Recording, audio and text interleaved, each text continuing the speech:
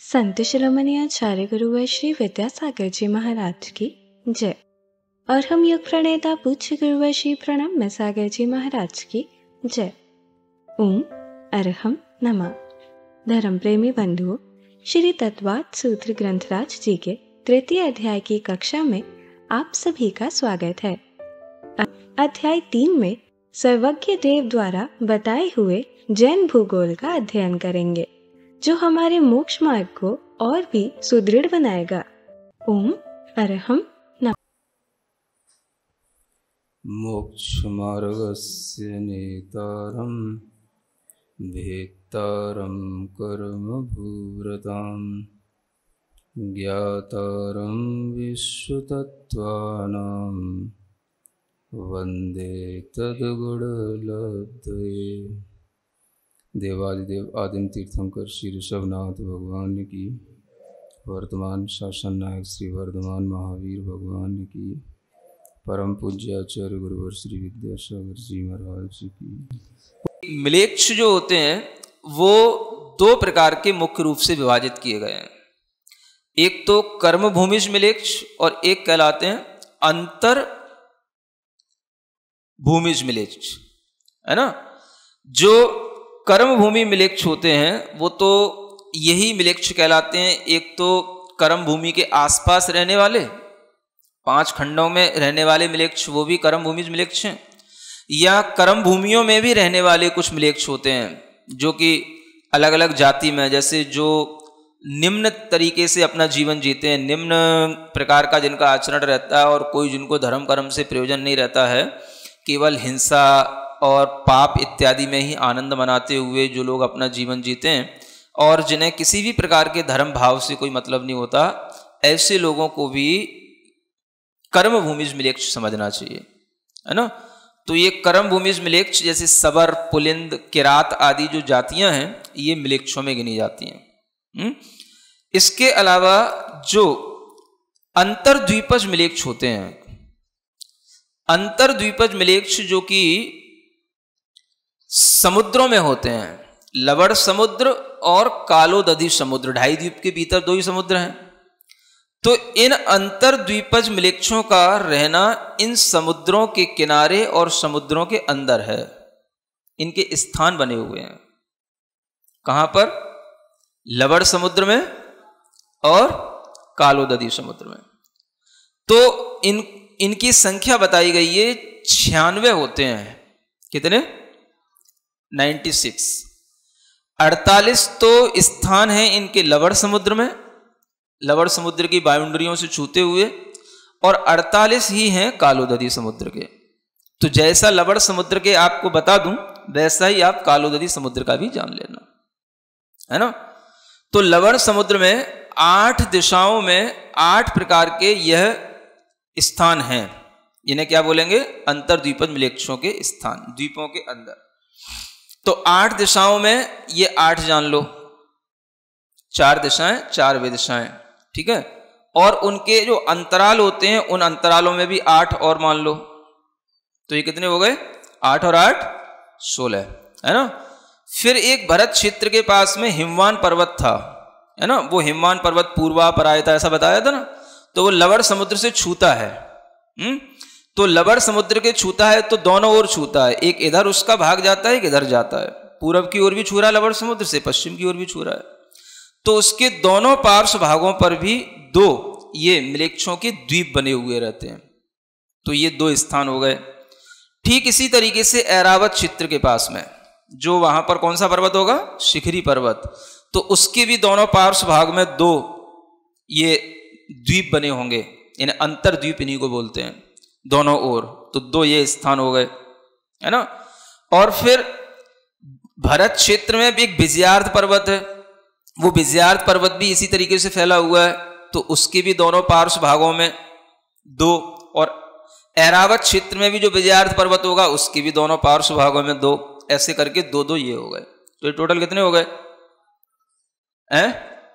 ये हुए 24। ये 24 जो अंतर्द्वीपज मिलेच्छों के जो स्थान बने हैं, ये बने हैं लवण समुद्र के बाहरी भाग में और 24 ही होते हैं भीतरी भाग में। माने 24 बाहर के तरफ और 24 अंदर की, लवण समुद्र के अंदर भीतर की तरफ। तो ऐसे करके 24 ये 48 हो जाते हैं। तो 48 ये क्या हो गए? लवण समुद्र के अंदर के ये द्वीपज हो गए, द्वीप हो गए। अंतर द्वीपज का मतलब होता है द्वीप के अंदर, ज माने जन्म लेने वाले, अंतर द्वीपज ये मिलेच्छ कहलाते हैं। ठीक है। फिर उसके बाद में जैसे लवण समुद्र की व्यवस्था बताई वैसे ही कालोदधी समुद्र के साथ में बना लेना। तो ऐसे 48 लवण समुद्र के और 48 ही कालोदधी समुद्र के ये अंतर द्वीपज मिलेच्छ मिला करके 96 अंतर द्वीपज मिलेच्छ हो जाते हैं। अब देखो इनको भी मिलेच्छ कहा गया है। कैसे इनका क्या आकार होता है, क्या इनका रहन सहन होता है, ये बड़ा विचित्र है। समझ आ रहा है? सामान्य जो मनुष्य हैं उनसे एक तो इन मनुष्यों की आकृति बड़ी बेढंग की होती है, पढ़कर के भी एकदम से समझ में नहीं आता कि ऐसा भी होता होगा। समझ आ रहा है? आचार्यों ने लिखा है शास्त्रों में, इनको अलग अलग दिशाओं में, विदिशाओं में इनका विभाजन किया गया है कि जैसे पूर्व दिशा की ओर जो रहने वाले अंतर द्वीपज मिलेच्छ होंगे, जो दिशाओं में बने हुए ना, उनके जो द्वीप बने हुए, तो उनमें पूर्व दिशा की ओर जो होंगे वो तो होंगे एक तरीके से एक जांग वाले, यानी एक पैर वाले, ऐसा समझ लो। समझ आ रहा है? अब मनुष्य हैं लेकिन नियम से वहां पर वो एक पैर के साथ ही होंगे। दक्षिण दिशा की ओर रहने वाले होते हैं, वो होते हैं एक, उनके सींग लगे होते हैं। अब मनुष्यों के सींग कैसे होंगे बताओ? ये सींग वाले मनुष्य कहलाते हैं, उनमें सींग लगे होते हैं। समझ आ रहा है? बड़ा विचित्र है इनका आकार प्रकार। पश्चिम दिशा में रहने वाले होते हैं, पूंछ वाले मनुष्य होते हैं, उनमें पूंछ होती है। और जो उत्तर दिशा की ओर रह रहे होते हैं वो गूंगे होते हैं, वो गूंगे मनुष्य होते हैं। ये तो आपको दिशाओं के अनुसार बता दिया। इसके अलावा विदिशाओं में, उनके अंतरालों में न जाने कितने तरीके के, किसी की ऊंट की आकृति है, ऊंट के मुंह की आकृति है, किसी के गधे की आकृति है, किसी की हाथी की आकृति है ना, कोई शीशा के समान मुख वाला है। इस तरह से बहुत विचित्र विचित्र मुख वाले ये मनुष्य हैं। ये तिर्यंच नहीं है, क्या है? मनुष्य हैं। रहना इनकी आकृति इस तरीके की है कि केवल इतना लिखा है शास्त्रों में कि जो पूर्व दिशा की ओर रहने वाले जो मनुष्य हैं अंतर्द्वीपज, ये तो केवल गुफाओं में रहते हैं, और बाकी के जितने भी हैं वो सब कहाँ? बाहर ही रहते हैं, खुले में फल फूल कंदमूल पत्ते वगैरह खा पी करके ऐसा अपना जीवन जीते हैं। अब वहां पर भी इनकी आयु जो है, मतलब एक पल्ली की आयु बताई गई है। एक तरीके से मतलब ये भोग भूमि जैसी आयु हो गई।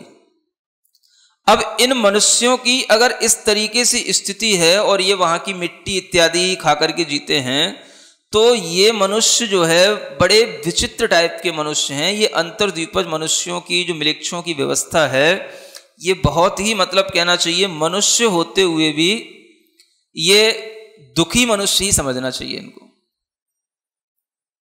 क्या समझ आ रहा है? इनकी स्थिति जो है बड़ी विचित्र है। और ये सब क्यों उत्पन्न होते हैं, तो इसके लिए भी जो आचार्यों ने कारण बताए हैं वो कारण सुनने योग्य हैं। क्या समझ आ रहा है? इन अंतर्द्वीपज मिलेच्छों में मनुष्य आयु के साथ में, मनुष्य जाति नाम कर्म के साथ में ये जीव उत्पन्न हुए हैं। इस तरह के ये जीव वहां क्यों उत्पन्न हुए, क्या कारण रहा है इनका? सबसे बड़ा कारण तो मिथ्यात्व होता है ना। सम्यक्त को प्राप्त करके भी जो सम्यक्त को नष्ट कर देते हैं। कुछ ऐसे भी जीव उन स्थानों में उत्पन्न होते हैं जो कुपात्रों को दान देते हैं, कुलिंगियों की सेवा करते हैं, कुदेवों की आराधनाओं में रहते हैं। ये यहां पर कुछ पुण्य तो कमाते हैं मनुष्य बनने लायक, लेकिन वहां पर इनके लिए इस तरह का मनुष्य का जीवन मिलता है। एक बड़ी बात यह है कि ऐसे भी मनुष्य जो मंद कषाई हों, प्रियभाषी हों, वो भी धर्म फल की खोज करते हैं कि आखिर हमें धर्म का फल क्या दिख रहा है, धर्म का फल क्या मिल रहा है, तो हम धर्म करें। ऐसे जीव भी अंतर्द्वीपज म्लेच्छ बनते हैं। ऐसे बहुत से जीव मिलेंगे मिथ्यात्व के साथ रहते हैं लेकिन मंद कसाई होते हैं, बहुत अच्छा प्रिय भाषी होते हैं, समझ आ रहा, अच्छा बोलने वाले होते हैं। आप उनको देख करके कहोगे देखो कितने सज्जन पुरुष हैं, है ना, बहुत इनकी कसाएं तो कुछ है ही नहीं, कभी क्रोध तो इनको देखा ही नहीं, हमेशा प्रिय वचन बोलते हैं और हमेशा उनके अंदर एक धर्म पर विश्वास इस रूप में नहीं रहता कि वो धर्म हमारे लिए स्वर्ग और मोक्ष का कारण है। उन्हें धर्म का फल देखने की ये इच्छा रहती है, अगर हम आज कुछ कर रहे हैं तो इसका कुछ हमें मिल भी रहा है कि नहीं एडवांटेज, हम आज कुछ कर रहे हैं तो इसका फल हमें कल कुछ दिखाई दे रहा है कि नहीं दिखाई दे रहा है, समझ आ रहा है। ये भी एक कारण बताया है, सोचने योग्य है। बाकी तो कुपात्रों को दान देना इत्यादि ये कारण तो है ही है, कुछ कारण और भी हैं। एक त्रिलोकसार ग्रंथ है आचार्य नेमिचंद सिद्धांत चक्रवर्ती देव का, उन्होंने उसमें लिखा है कि जो सूतक पातक में दान देते हैं, समझ आ रहा है, हाँ सूतक पातक नहीं होता, हाँ ये सूतक का वर्णन केवल वही मिलता है, सूतक पातक नहीं जानते हो क्या है? ऐसा आश्चर्य क्यों कर रहे हो? सूतक पातक में जो दान देते हैं वो भी म्लेच्छ बनते हैं, समझ में आ रहा है।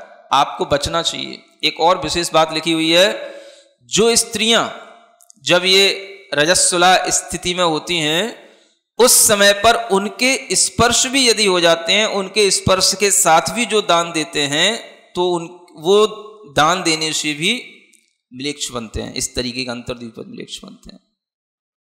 दान का पुण्य मिलता है तो इतना तो है, मनुष्य बन गए, अच्छा आपके लिए निश्चिंतता का जीवन मिलेगा, वहां कोई मार काट नहीं होगी, कुछ नहीं होगा। लेकिन इस तरीके की अपवित्रता के साथ में दिया गया दान भी, अशुद्धि के साथ में दिया गया दान भी, कुपात्र दान के अलावा सच्चे पुरुषों को दिया गया दान भी, सत्पात्र को दिया गया दान भी, उन लोगों के लिए, उन गृहस्थों के लिए ये म्लेच्छ के लिए कारण बन जाता है। सुन रहे हो, ये विशेष बात है, सबको ध्यान रखने योग्य है। तो यह अंतर्द्वीपज म्लेच्छ में उत्पत्ति का मुख्य कारण ये भी बताया गया है कि जो दुर्भावनाएं से सहित होते हैं, माने दान देते समय पर भी अच्छी भावनाएं नहीं जिनकी, सुन रहे हो, दान देते समय पर भी जिनके अंदर मात्सर्य आदि, लोभ आदि रहते हैं, दुर्भावनाएं इनके अंदर रहती हैं, मन अच्छा नहीं होता फिर भी दे लेते हैं, ये भी एक विचित्र बात है। तो दान का फल भी मिलता है, निश्चिंतता का जीवन तो मिलेगा, सुख मिलेगा, लेकिन वो इस तरह की विद्रूपता के साथ में मिलेगा। मन बिगाड़ा तो वहां पर शरीर बिगड़ जाता है, दुर्भावनाओं के साथ दिया गया दान, इधर असुचिता के साथ में दिया गया दान, या किसी भी तरीके की अशुद्धि वाले लोगों के साथ छू करके या उनके साथ मिलकर के दिया गया दान, ये भी जो है ये कुपात्र की मतलब ये सत्पात्र को भी दिया गया दान भी म्लेच्छ भूमि में उत्पन्न होने का यह कारण बन जाता। अंतर्द्वीपज म्लेच्छों के लिए बताया। तो आप लोगों को इस प्रसंग से भी ये बच करके चलने के लिए अपने भावों को दान आदि कार्यों में संभालने का हमेशा प्रयास करना है ना। तो ये चीजें जानने योग्य हैं और इसी प्रकार की जो चीजें होती हैं उन्हीं से हमारे परिणाम कुछ संभलते भी हैं। अगर हमें विश्वास रहेगा इन चीजों का तो ही हम अपने परिणाम को संभाल पाएंगे। आप देखते हो लोग पूछते हैं क्या इतनी शुद्धि शुद्धि शुद्धि शुद्धि मचा रखी है, ये होना चाहिए, वो नहीं होना चाहिए, ऐसा नहीं होना चाहिए, वैसा नहीं होना चाहिए। अगर आप दान देने में शुद्धता का ख्याल नहीं रखोगे, दान देने में आपकी भावनाएं पवित्र नहीं होंगी, दान देने में अगर आपकी द्रव्य क्षेत्र शुद्धि नहीं होगी, यहां तक कि जाति आदि की संकीर्णता भी बताई है, मतलब जाति वर्ण संकर जिसको बोलते हैं ना, वो भी इस तरह से दिया गया दान उसके लिए भी जो है ये अंतर्द्वीपज म्लेच्छों में उत्पत्ति का कारण बन जाता है। तो बहुत सारे कारण बताए गए हैं। तुलोय पंडिती ग्रंथ है, त्रिलोकसार ग्रंथ है, इन ग्रंथों में आचार्यों ने ये सब कारण दिए हैं। तो तो इसके माध्यम से हमें ध्यान में रखना कि दान के फल से अगर हमें भोग भूमियाँ मिलती हैं, स्वर्ग मिलते हैं, तो उन्हीं दानों में अगर विकृतियाँ हमारी मानसिकताओं में रहती हैं, उन्हीं दानों में यदि हमारे अंदर दुर्भावनाएं रहती हैं और उन्हीं दानों में यदि हमारे अंदर अशुद्धि आदि रहती है, फिर भी हम दान आदि देने की जबरदस्ती करते हैं, तो वह भी हमारे लिए ये भोग भूमि तो नहीं, स्वर्ग तो नहीं, लेकिन ये अंतर द्विपज म्लेच्छों में जन्म लेने का कारण बन सकता है ना। ये एक विशेष बात सभी को ध्यान में रखने योग्य है। ठीक है, तो ये आर्या म्लेच्छाश्च इस सूत्र का इस तरह से आप सभी लोग जो एक डिटेल बताई है वो ध्यान में रखेंगे और इसके आगे के सूत्र जो बचे हैं उन्हें आगे के टाइम पर देखेंगे। आज के लिए इतना ही पर्याप्त। ओम अरहम नमः। तो चलिए आज की कक्षा की एक क्विक रिवीजन कर लेते हैं। हमने जाना कि द्वीप के अंदर जन्म लेने वाले अंतर द्वीपज म्लेच्छ कहलाते हैं। इनके 96 स्थान होते हैं, 48 लवण समुद्र में और 48 कालोधरी समुद्र में। लवण समुद्र में 16 दिशा संबंधी स्थान होते हैं, 4 दिशाओं में, 4 विदिशाओं में और 8 उनके अंतरालों में। 8 पर्वत संबंधी स्थान होते हैं, 4 भरत क्षेत्र के समीप, 2 हिमवान पर्वत के पार्श्व भागों में, 2 विजयात पर्वत के पार्श्व भागों में, 4 एरावत क्षेत्र के समीप, 2 शिखरी पर्वत के पार्श्व भागों में, 2 विजयात पर्वत के पार्श्व भागों में। इस तरह से ये 24 अंतर्द्वीपज म्लेच्छों के स्थान लवण समुद्र के बाहरी भाग में हैं और 24 स्थान लवण समुद्र के अंदर हैं। इसी तरह कालोदरी समुद्र में भी 48 स्थान होते हैं। अंतर्द्वीपज म्लेच्छों की आकृति सामान्य मनुष्यों से अजीब और बड़ी बेढंगी होती है। आचार्यों ने दिशाओं और विदिशाओं के अनुसार शास्त्रों में इनका विभाजन किया है। पूर्व दिशा में रहने वाले म्लेच्छों के नियम से एक ही जांघ, एक ही पैर होता है। दक्षिण दिशा वालों के सींग होते हैं, पश्चिम दिशा वालों के पूंछ होती है और उत्तर दिशा वाले गूंगे होते हैं। विदिशाओं में उनके अंतरालों में बहुत विचित्र विचित्र मुख वाले मनुष्य होते हैं, जैसे ऊंट की आकृति, गधे की आकृति, हाथी की आकृति, शीशा के समान मुख आदि। शास्त्रानुसार पूर्व दिशा में रहने वाले अंतर्द्वीपज मनुष्य गुफाओं में रहते हैं, शेष सभी बाहर खुले में ही रहते हैं। ये फूल, फल, कंदमूल, पत्ते, मिट्टी इत्यादि खाकर अपना जीवन जीते हैं। इनकी आयु एक पल्य होती है। इन्हें हम दुखी मनुष्य ही समझे। अंतर्द्वीपज म्लेच्छों में उत्पत्ति के कारण है मिथ्यात्व, सम्यक्त्व को प्राप्त करके उसे नष्ट करना, कुपात्रों को दान देना, धर्म को फल की इच्छा से करना, सूतक पातक में सत्पात्र को दान देना, रजस्वला स्त्रियों के स्पर्श के साथ दान देना, दुर्भावनाओं से सहित होकर दान देना। त्रिलोक परिणति और त्रिलोक सार ग्रंथों में आचार्यों ने बताया है कि दान देने में शुद्धता, पवित्र भावनाएं, द्रव्य, क्षेत्र शुद्धि, जाति आदि का ध्यान नहीं रखना अंतर्द्वीपज म्लेच्छों में उत्पत्ति का कारण बन जाता है। जहाँ दान के फल से भूख भूमियाँ और स्वर्ग मिलते हैं, वहीं विकृत मानसिकता, अंतर दुर्भावना, अशुद्धि आदि रहते हुए दान देने से अंतर्द्वीपज म्लेच्छों में जन्म हो सकता है। इसीलिए दान में शुद्धि और भावादि को संभालने का विशेष महत्व है। तो चलिए अब हम सभी जिनवानी स्तुति करेंगे और तत्पश्चात समय होगा आज के सवाल का। सिरिजिणवाणी जग कल्याणी जग जन मदतम मोहरी जनमण हारी गढ़हर हारी जम जरा भव रोग हरि तिथ्य राणम दिव्य झुणिम जो पड़ई सुणई मय्ये धारई णाणं सौखमणन्तं धर्य सासद मोक्ष पदं पावै सासद मोक्ष पदं पावै। अब समय है आज के प्रतियोगिता प्रश्न में भाग लेकर आकर्षक पुरस्कार जीतने का। आप अपने फोन को QR कोड स्कैन करने के लिए तैयार रखें या लिंक पर जाएं। आप अपना उत्तर चुनकर हमें कल दोपहर 2 बजे तक भेज सकते हैं। 3 भाग्यशाली विजेताओं को मिलेंगे आकर्षक पुरस्कार। विजेताओं के नाम इसी कार्यक्रम श्रृंखला में हर रविवार को घोषित किए जाएंगे। साथ ही सभी प्रश्नों के सही उत्तर भी बताए जाएंगे। आज का सवाल है, दक्षिण दिशा वाले अंतर्द्वीपज मलेच्छ कैसे होते हैं? गूंगे, एक पैर वाले, सींग वाले, पूंछ वाले। अगर आप किसी कारणवश कोड को स्कैन ना कर पाए हो तो आप क्लास की वेबसाइट पर जाकर उन्हें अटेम्प्ट कर सकते हैं या दिए गए लिंक और QR कोड को स्कैन कर सकते हैं।